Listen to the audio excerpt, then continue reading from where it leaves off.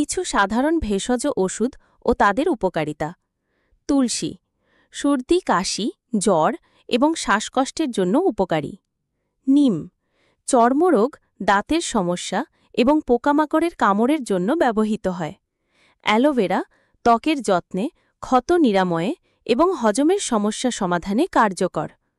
আদা হজমের সমস্যা, বমি বমি ভাব এবং সর্দি কাশির জন্য উপকারী।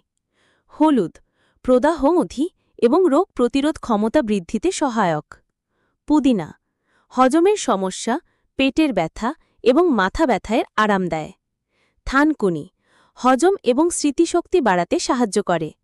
বাসক কাশি, শ্বাসকষ্ট এবং ব্রঙ্কাইটিসের জন্য ব্যবহৃত হয়।